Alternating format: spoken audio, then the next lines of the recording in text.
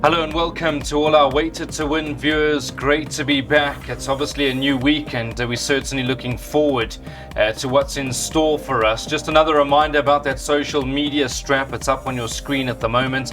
Please pop us a message. We'd love to engage with you and hopefully we can improve the product as we go on by. The countdown officially begins to the big one come the first Saturday of July. The Hollywood Bets Durban July. We've seen some wonderful performances over the weekend, and I'm going to touch on that in just a moment as I introduce my guest. And lovely to have him back on the show, and that's Daryl Marie. Daryl, great to have you. I know we stand alone. Darren had a wonderful weekend of tipping, and he's probably chosen to go shopping today. And how did you make of what did you make of the weekend? Some good performances. I mean, Porto Manzano, Charles Dickens, Winchester Mansion shortened up quite a bit for the big one. What did you make of it? Yeah, it's just, as a racing purist, it's fantastic to watch. You always want to see the best horses perform at a high level, and they did just that over the weekend. So exciting times lay ahead. All right, we're going to dive straight into it. The first race kicks off today as Barpot, being an 8-race program, and it's a Monday meeting. It's on the Poly track. Just to give you the market movers quickly, let's see what's happening in race number 1. As it stands, number 3, Bevy's Delight, has shortened up 19 to 10. 1, Mr. Henley, 33 to 10. 7, Quandary at 4 to 1, and it's 5 to 1 and better bar those. Daryl, what did you make of this race? Bevy's Delight, I see Tristan Godden's riding for Peter Muscat. Filly taking on the boys. Is this the one that they need to beat? On rating, she certainly is, Brandon. If you have a look at the best weighted column, she's five pounds best in. But take note, she did pick up a big penalty for running third. When was it? Behind Marigold Hotel in the Poinsettias, and she failed to confirm that rating last time out. Had one start on the Poly track, bolted up on that occasion. The one to beat on ratings. Got respect for Quandary. Very impressed with his return after layoff. I don't know if you recall, Striker Stratum rode him on that occasion. He absolutely cruised through the field like he was going to win hard held. Last time out, he just fluffed it at the start. He needs to jump on terms, and I think the two of them will fight it out. All right, thank you very much to Daryl Marie. I know he's battling a little bit, so there is definitely flu going around at the moment. So we do wish Daryl all the best in his recovery. He's still is doing his work and he's trying to tip us winners. Let's see what we're doing in terms of selections for the first race. It is the start of today's Bipot, and Daryl Marie's gone 3 and 7. So Bevy's Delight and 7 Quandary. Second leg 1 and 2, by 1 and 2, by 1, 3 and 7, by 2, 3 and 8. By 3, 4, 5, 6 and 7. 360 Rand is the spend, and you need to be on by 12:15.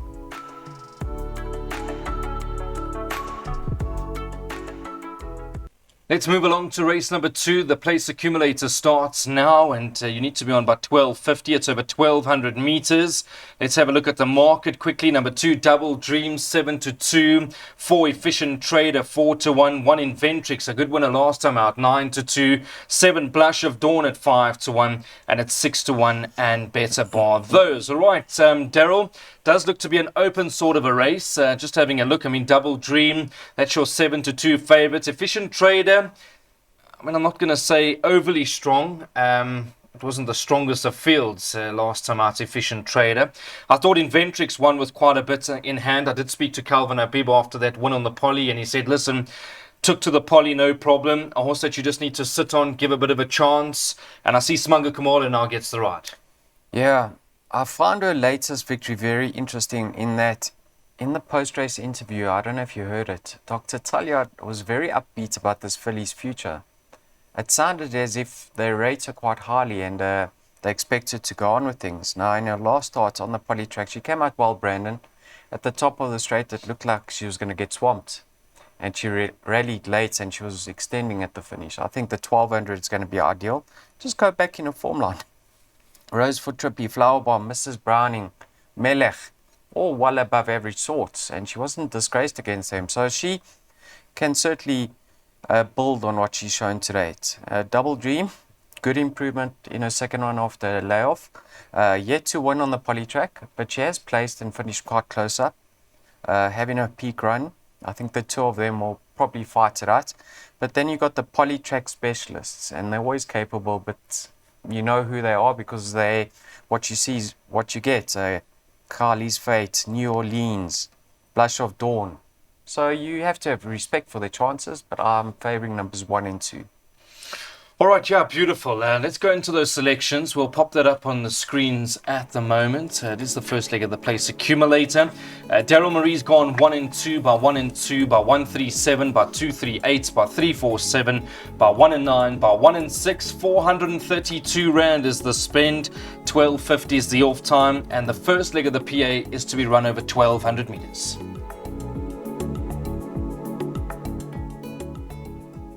All right, let's move along to the pick 6. It starts now in race number 3, and the market at the moment has imposing number 1 at 5-2. Number 2, San Pedro 3-1. 3, Virginia Sweet at 3-1. At 6-1 and better bar those. I'm going to go straight to Daryl Marie to see what he likes over here. Daryl doesn't look to be an easy race by any stretch of the imagination. I mean, imposing 5-2. San Pedro 3-1 with number 3, Virginia Sweet. Do you have preference for anything? I do. Let's just touch on the best weighted over here. That's the filly Virginia Sweet. What do you think of her penalty she picked up in the East Cape Oaks? She went from what was it, 76 to a 97.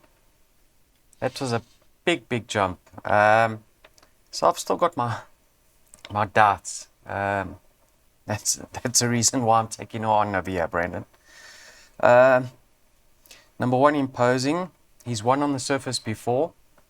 Last time out, he just gave way very late. In his penultimate start, he was out at the weights. He ran extremely well on that occasion. I mean, just ahead of him was Do It Again in his penultimate start. Comes into this race fairly well treated. Got respect for him, but I'm leaning towards number 2 over here, San Pedro, Brandon. I don't know if you've seen his 2 victories on the poly. Been very impressive to date. And more importantly, have a look at the step up in trip. It goes from a 1400 to a 1700. Do you know the mare, Polar Jet?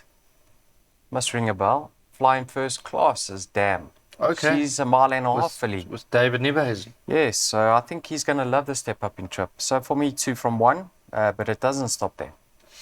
Yeah, look, I mean, it's one of those races. I think San Pedro obviously in devastating form at the moment, and dare I say, obviously, Vaughan Marshall also be very happy with the way things have started in Durban, and let's hope that leading into the bigger races, they'll have quite a few nice horses to set them up over there. So we wish Vaughan Marshall and his team all the best for the Durban season. What we're going to do is we're going to go put up those selections over here. The first leg of the pick 6 starts now in race number 3. I see Daryl Marie's only gone the 2 horses over here, number 1 Imposing and number 2 San Pedro. If you want to add, if you're looking to beat those 2 horses, perhaps you do want to include number 3 Virginia Sweet. The second leg 1, 3, 5, 6 and 7 by 2, 3 and 8 by 3, 4, 5, 6 and 7 by 1 and 9 by 1, 6, 7, 10, and that's only going to cost you 1200 rand. If you take it as it is on your screen, 1200 rand is what it's going to cost you, so 120 rand for 10%. Pick 6 starts at 1325. All right, so the Jackpot 1 starts now in race number 4, and there has been a scratching. Just to update your publications, number 1 True Sobers unfortunately come out, the 2-year-old Bay Colt, so we'll have to wait for another day to see him in action. Just having a look at this field, I see there's been some money for Gilder Grey in the market, now 15-4. Fani Bronkhorst, well, he'll love the polytrack surface. It's been good to him, Durban meetings, and they've got Smunga Kamalo riding number 5, Gilder Grey. 3 Vengeance Forever 4-1, 6 Just for the Penny at 4-1, and it's 9-2 and better bar those. All right, so I'm going to go to Daryl Marie and see what he likes. Daryl, Gilder Grey 15-4, obviously a horse that's taken to the polytrack surface. I like a bit of Just for the Penny, hard hitter, hard knocking. I thought a bit stiff last time out. He's in cracking form for a 6-year-old gelding. Really strung a good few runs together. Brandon, when was his latest victory? Pre-COVID. 1,400 days ago. 4 years. So, yeah, you're not going to put the rent money on him, but you expect him to run another honest race. He's going to hopefully get it right. We're not paying rent this month. Yeah. Vengeance Forever. Now, this horse interests me. Last time out, Tristan took a hold of him just to get him to settle because they were going over the 10 furlongs off a very competitive mark. Needs to be given a chance, get some cover, and he'll be doing his best work late. Should get the run of the race from a neat draw. Gilda Gray. Now, I'm worried about her, Brandon. Firstly, she's up against the boys over here. And secondly, she's coming right back in trip to a mile. I think those two things are against her, but I can see her following up. Exceed Expectation. Clearly held by Just for the Penny, but he was never in contention last time out. I see they put a set of blinkers on him. Hopefully sharpen him up, get him into this race this time round. Can reverse the form. So for me, if I was favouring two of them, I'd look at numbers 3 and 7. All right, yeah, I'm probably going to lean towards an each-way strike on this horse, Just for the Penny. Even though it's been a long time between drinks, I'm hoping that form can turn around and turn that second into first. We're going to put up those selections quickly. Let's see what we're doing. It's jackpot one time. Daryl Marie's gone 1, 3, 5, 6 and 7. Even though the 1 has been scratched, we're going to leave it as is and hope to double up with the tote favourites by 2, 3 and 8, by 3, 4, 5, 6 and 7, by 1 and 9. 150 Rand is the spend. You can take that a few times. It's over 1,600 metres and the race goes off at 2 o'clock. Start of Jackpot 2, race number 5. It's over 2,000 meters. Just another reminder about that social media strap. All the information up on your screen at the moment. I'm going to have a look at the market quickly. Number 1, Warrior Bling 4-1. 2, Shavoots at 4-1. 8, Zaccos at 4-1. 6, Blazing Light at 5-1. And it's 11-2 and better bar those. All right, so Daryl, the market indicates that it's a very open race. We've got 3 horses at the top of the betting board. 1, Warrior Bling, 2, Shavoot, and 8, Zacco. Will they fight it out? No. There's a few others that have chances over here. Brandon, have a look at the pace in this race. You've got Warrior Bling, Shavoot, Catch the Tune, Afropolitan, Blazing Light. They all like to go up there and push forward. So I think the pace is going to be genuine. Shavoot and Aerial Display met last time out. Aerial Display was possibly doing the better work late, but Shavoot was exposed. And remember, that was in that downpour. The race was running heavy rain. Don't think much is going to be separating the two of them once again. Zacco, he was meant to run a week or 2 ago. I think Rocky Reef actually won that race. He was scratched under vet treatment, or I think that was the reason.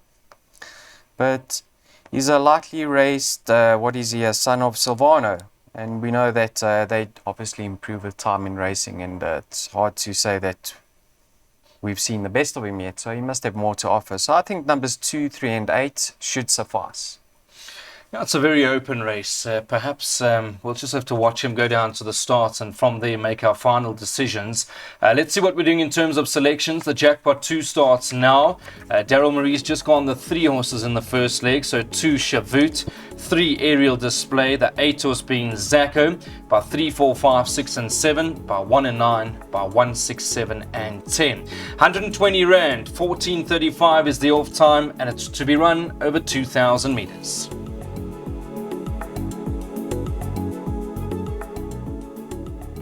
All right, so we're on to race number 6, and Twice as Wild is your favourite over here at 3-1. That's number 4 on the card. 7, Royal Oasis at 9-2. The 6, Poppier Bayous at 6-1, and you're getting 13-2 and better bar those. All right, so Daryl's in-house to help us. Again, it's not an easy contest. I don't want to sound like a stuck record, but it's a typical Monday meeting.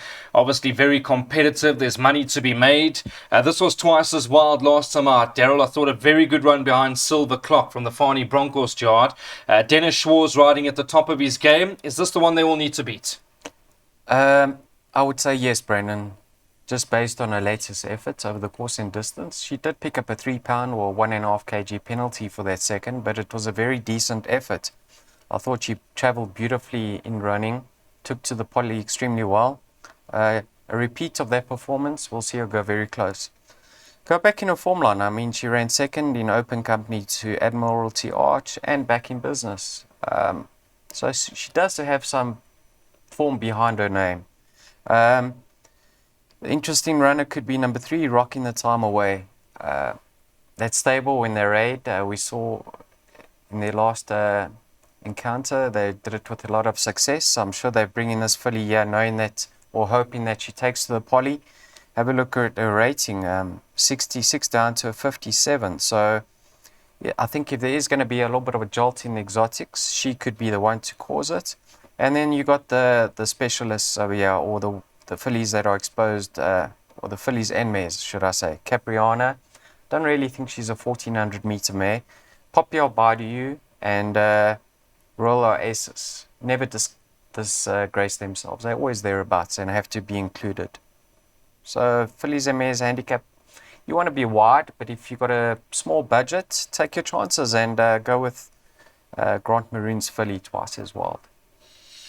Yeah, probably reading from the same page over there. I think Twice as Wild might just get it right after a very good run last time out on the poly track. And we do wish Malandi Talliart the doctor, as we know, and she'll be in Durban, I'm sure. She's got Rocking the Time Away over here, the 4-year-old Bay filly. We're hoping that will run a cracker for the team. All right, so let's see what we're doing in terms of selections over here. It's the pick 3 for Daryl Marie. He's gone 3, 4, 5, 6, and 7 by 1 and 9, by 1, 6, and or 1, 6, 7, and 10 at the back. So 3, 4, 5, 6, and 7 by 1 and 9, by 1, 6, 7, and 10. 40 Rand, that's all it's going to cost you. Race number 6 goes off at 10:03. The penultimate race, and it's actually a good race. I can see this was Rosh Kadesh. It's really shortening up quite a bit, so closer to race time. I see current price is 11 to 10. Keegan DeMello, well, he's banging home the winners all over the country. A very nice horse from the Dean Cannemare yard is Rosh Kadesh. Number 2, Voldemort, is at 5 to 1. The 9, Future Wolf, at 5 to 1. And it's 7 to 1 and better bar those. All right, I want to get some confidence from Daryl Marie. Daryl, please help us. Give me the green lights. Number 1, Rosh Kadesh. 11 to 10 is the current price. From that sort of draw, right trip, surely the horse they need to beat. Are you playing today? We've got to find a way to get budgets. Yeah, I'd love to give you the green light. I mean, this horse, from day one,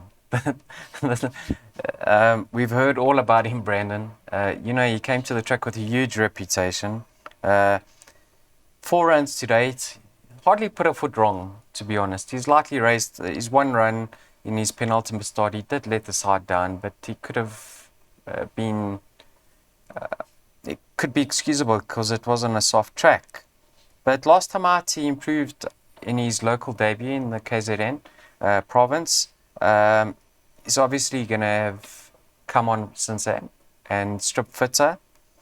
There's so much in this horse's favour in that he's taking horses on which are firmly in their place, that are exposed. So he, on the other hand, should have a lot more to offer, and he's going to get the run of the race. I think this race is for the taking.